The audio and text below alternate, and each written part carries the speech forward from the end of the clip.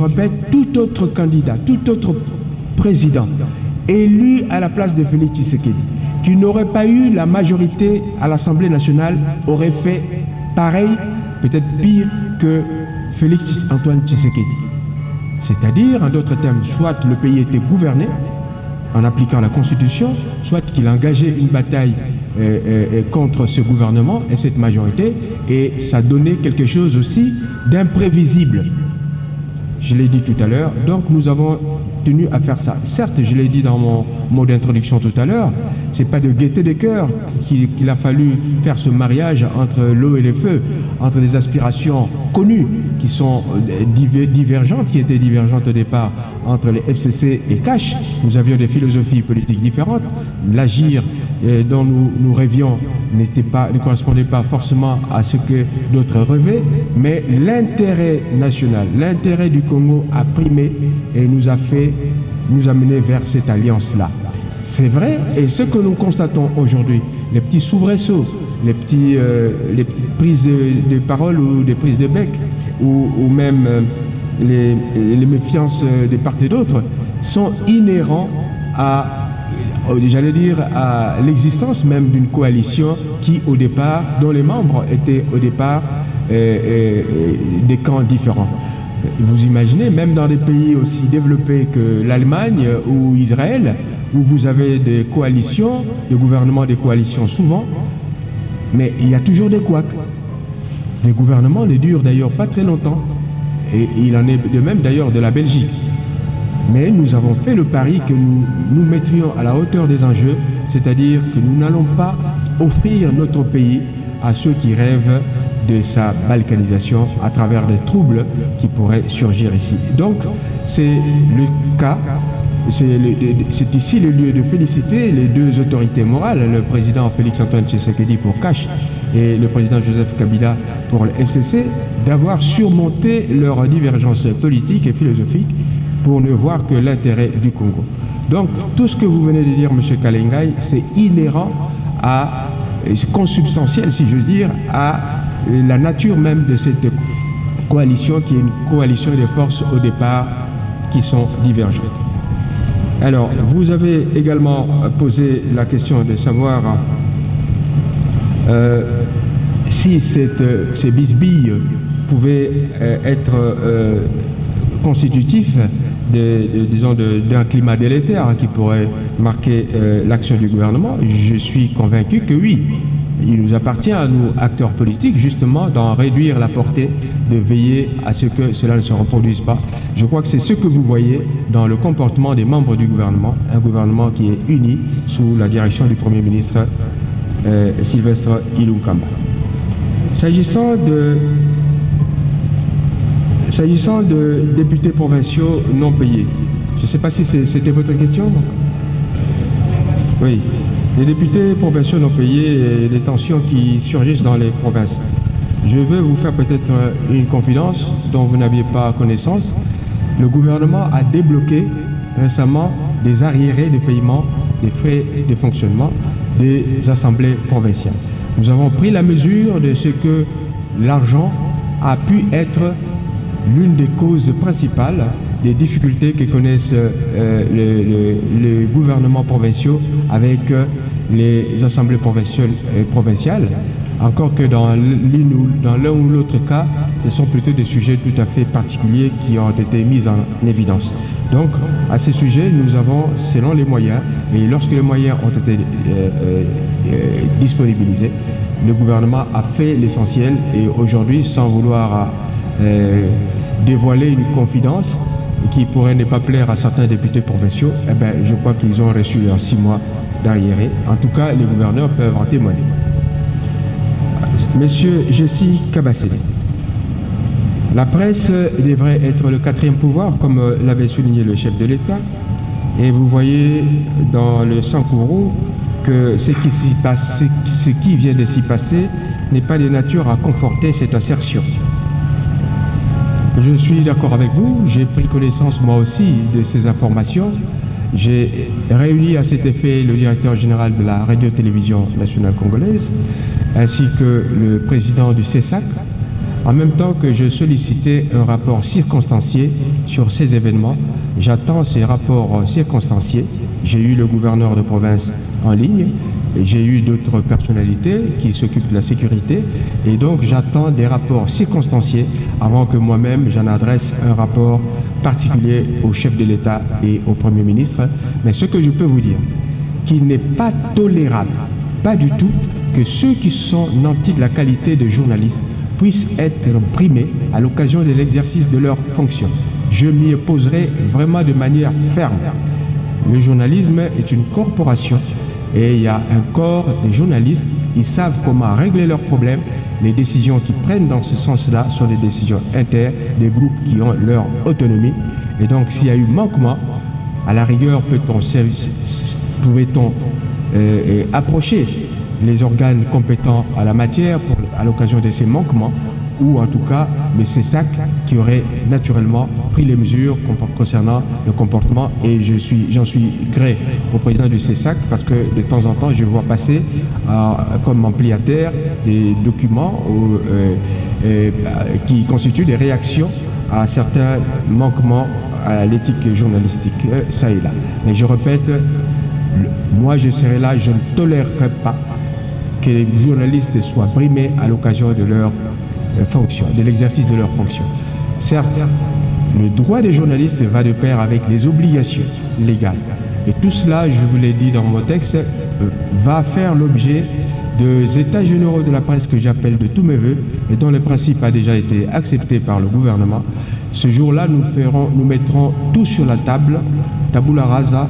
Nous allons nous interroger, vous de la presse, les spécialistes des médias, les professeurs d'université, les parlementaires, les magistrats, les avocats, les experts internationaux et les gens qui sont dans les radios communautaires, etc. Nous allons nous mettre ensemble pour penser la nouvelle radio et la nouvelle télévision. Voilà pour ce que j'allais à vous dire à ces sujets. Alors, vous me posez la deuxième question sur la télévision nationale. Non, la télévision nationale, c'est pas le DG de la RTNC qui va me contredire. J'essaie de m'époumoner, si j'ose dire, pour que les besoins de la RTNC soient satisfaits dans la mesure du possible. Et le DG de la RTNC sait qu'il sait toujours compter sur moi pour cet accompagnement-là. De même le PCA de la RTNC. Et donc nous pensons qu'on aura une fenêtre d'opportunité, si je veux dire, à l'occasion des Jeux de la francophonie, qui pourrait nous permettre de pousser vers une actualisation, si je veux dire, des équipements de la RTNC. Qui a menacé le docteur Mukwege? Eh bien, qui a menacé le docteur Mukwege? Vous comme moi, nous avons appris que ce sont des groupes de personnes non autrement identifiés ou ses parents des étiquettes farfelues qui ont fait ces menaces. Les menaces, souvent, c'est des menaces anonymes, mais ce qui est vrai, c'est que ces menaces sont devenues récurrentes à un certain moment, à un point tel que le président de la République a tapé du poing sur la table au Conseil des ministres, a condamné ces menaces et a dit sa détermination à protéger le docteur Mukwege et à faire en sorte que tous ceux qui prennent le courage de dénoncer ce genre de comportement soient protégés. Troisième intervenant, Madame Élisée Odia.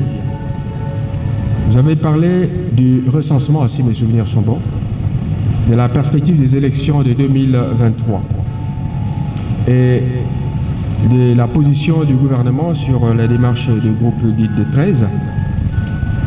Pour ce qui est du recensement, je pense que c'est une priorité. Ça devait même être un préalable, et c'est ce qui justifie que beaucoup d'acteurs politiques actuellement pensent que avant d'aller aux élections, il faut faire des réformes. Parmi ces réformes, naturellement, il faut qu'on revisite tout ce qui est fichier, tout ce qui est électeurs qui ont grandi, tout ce qui est mécanisme de gestion de cette CNI, etc.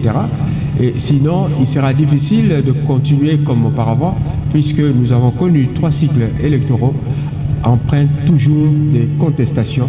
Et nous voulons, le chef de l'État l'a dit, cette fois-ci, il faut un large consensus autour des animateurs qui seront désignés. Et je partage donc ce point de vue.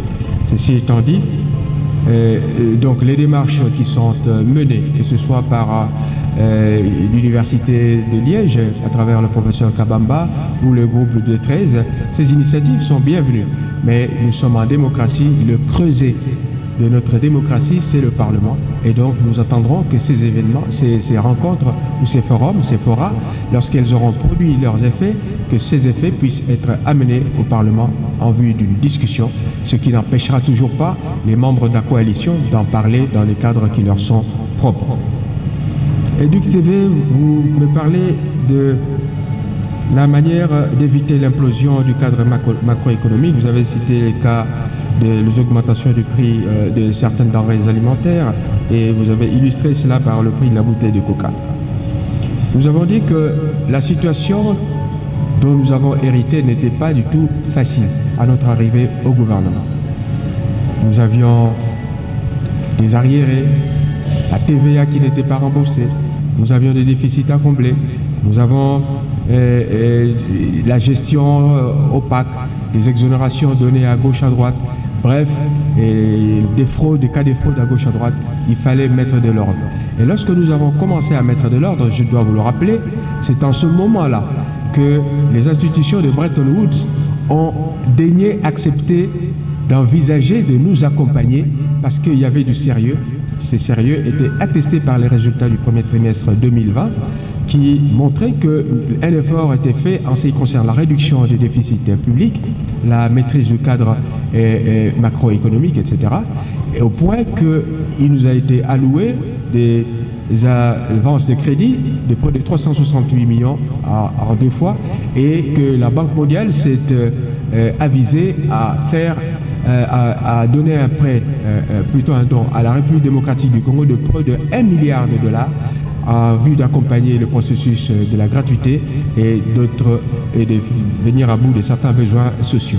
Donc si nous n'étions pas crédibles, ces grandes institutions n'auraient pas pu venir, j'allais dire, accepter d'envisager la possibilité de retour dans des programmes économiques avec la République démocratique du Congo.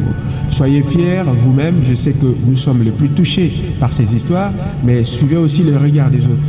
Lorsque vous avez ces deux institutions, le Fonds monétaire international, la Banque mondiale, et d'ailleurs, par ailleurs, le chef de l'État l'a dit à l'occasion d'un conseil des ministres, le retour envisagé de la République démocratique du Congo à l'AGOA, c'est-à-dire la possibilité d'avoir des relations commerciales privilégiées avec les États-Unis en ce qui concerne la commercialisation de certains de nos produits qui ne seront plus affectés par des taxes particulières, c'est une grande victoire et donc c'est la preuve que nous sommes sur la bonne voie, mais c'est vrai que cette voie, elle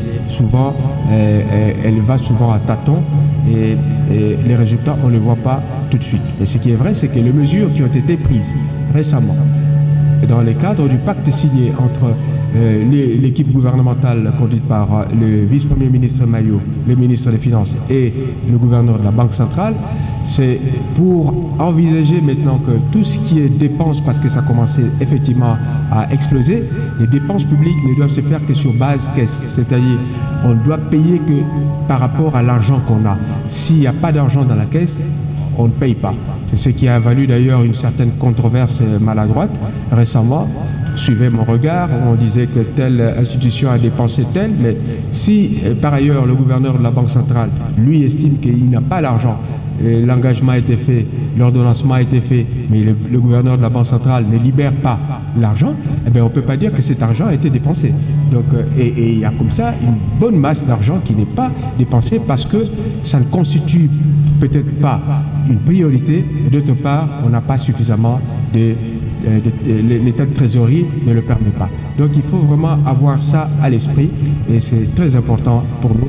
Et on a vu d'autres mesures, notamment la raréfication des devises sur le marché, des francs sur le marché, pour que les dollars soient plus attractifs et que la valeur de la monnaie congolaise puisse un peu être rehaussée. Et en ce qui concerne Bukanga Alonso, c'est pas moi qui ai dit que cette gestion était affectée de mes gestions, si j'ose dire, c'est pas moi. Vous avez vu que le Premier ministre et les membres du gouvernement en visite à Boukangalonzo ont fait le constat qui a été radio et télévisé. Ce sont des gens honnêtes et responsables. Ceux qu'ils ont vus, même nous qui étions devant notre petit écran, nous nous sommes demandé si c'était ça la gestion. Mais pour le reste, il appartient aux responsables concernés d'initier les mesures qui s'imposent s'il y a lieu. En ce qui concerne le vent de la justice, vous m'avez parlé du cas de vice-premier ministre sortant en charge de la justice, vice-premier ministre, ministre de la Justice et garde des Sceaux. Bon, les faits qui lui ont été reprochés lui ont valu une sanction politique. La sanction politique, c'est qu'il a été amené ou contraint à démissionner. C'est ça la sanction politique.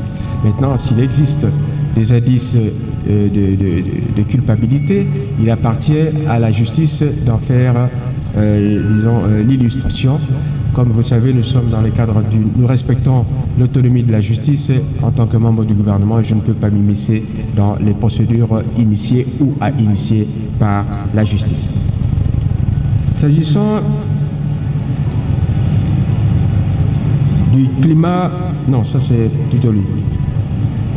J'ai eu une autre question de La Voix de l'Amérique, si mes souvenirs sont... Et Madame Élisée Odia. Je crois que j'ai répondu déjà à Maman Olivier Odia. La Voix de l'Amérique. Les réalisations dans le domaine des femmes à l'Est. Nous avons un ministère, une dame en l'occurrence, ma collègue en charge, ministre d'État en charge de la femme, etc., qui se bat nuit et jour pour la promotion de la femme. Et les réalisations les plus concrètes et les plus nombreuses sont justement du côté de l'Est de la République. Et lorsque nous voyons la manière dont elle encadre les femmes, récemment encore je l'ai vu, en ce qui concerne la maternité de la femme, elle a mené des actions tout récemment, et on favorise également l'accès de la femme au niveau de l'éducation des bases, parce que l'une des causes de non-ascension de la gente féminine à l'échelle supérieure, c'est justement aussi qu'elle a une fonction à la fois productrice et maternelle. La fonction productrice, c'est qu'elle est obligée de s'occuper de ses enfants, de sa progéniture, et l'autre tâche, c'est en même temps de ne pas être en situation de, comment dirais-je, d'aller vers les études, vers les formations qui lui permettraient une ascension. Donc cette double approche a fait que notre gouvernement a compris qu'il y a lieu de mettre en ce qui concerne la formation professionnelle, d'associer également la gente féminine dans ces mouvements, et vous allez voir que les actions qui sont attendues et qui concrétiseront celles qui sont déjà menées par Madame le ministre en charge du genre. Vous avez parlé également de difficultés d'accès aux membres du gouvernement. Je ne sais pas à qui vous faites allusion, mais moi mes portes vous ont toujours été ouvertes. Je ne connais pas un seul journaliste qui ait demandé à me voir et qui n'a pas eu reçu satisfaction. Je peux me tromper, mais si je me trompe, je vous autorise à me démentir. Mais en tout cas, chez moi, lorsque le journaliste demande à me voir, je suis accessible. C'est même une priorité pour moi parce que je suis le ministre de la communication des médias, c'est-à-dire celui qui doit avoir une information. Et pour avoir l'information, toutes les sources, naturellement, sont bienvenues. Voici ce que porter. Ces biens-là, on ne voit pas comment ils peuvent augmenter le prix lorsque la situation est celle qui est la nôtre. Par contre, nous avons d'autres secteurs où les intrants, farine, de froment, ou je sais pas moi, et tout ce qui va avec, viennent de l'étranger. Et donc, il leur faut quoi? Des devises. Et les devises, on les obtient où? Auprès de sa banque. Et la banque, elle les obtient d'où? De la banque centrale. Et lorsque les rentrées de devises qui sont produites par le plus gros secteur pourvoyeur de devises, en l'espèce le secteur minier, est affecté par la Covid, ou que la demande de nos produits est inférieure à l'offre qui se présentent. Conséquence, vous avez les devises résultant de la vente de nos produits qui deviennent de plus en plus petites. Et si par ailleurs vous avez des acteurs politiques, des acteurs économiques ou des banques qui ont un comportement un peu véreux et qui ne rapatrient pas leurs devises, vous comprenez que la Banque centrale et donc le gouvernement puissent avoir des difficultés à réunir les devises. Parce que justement les importateurs, pour importer, ils demandent les dollars auprès de leurs banques privées qui elles-mêmes demandent ça à la Banque centrale. Lorsqu'il y a peu de dollars, qu'est-ce qui se passe?